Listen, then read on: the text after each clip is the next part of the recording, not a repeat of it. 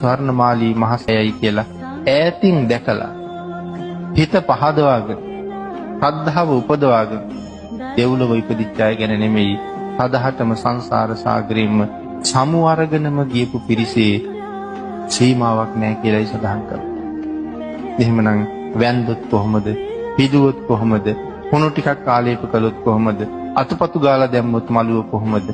ඒ තරම් ආනිසංසයක් තව කොහෙන් ලබන්නද කියන කාරණාව අපිට හිතන්න මෙතන ඉතුරු කරලා තියෙනවා අපේ ප්‍රඥාව මෙහෙවල.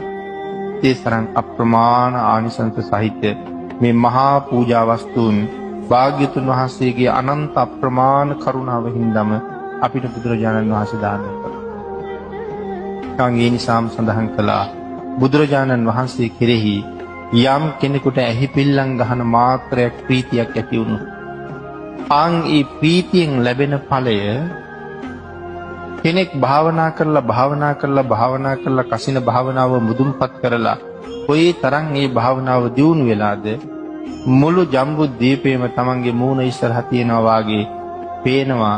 මුළු ජම්බුද්වීපේ පුරාම ඉරක් පැවුවා වගේ ආලෝකයක් පතුරවන්න තරම් හැකියාවක් ඒ භාවනාව දියුණු කරපෙන්නක් තියෙනවා. ඒ භාවනාව දියුණු කරගන්න එතෙන්ට දියුණු කරගන්න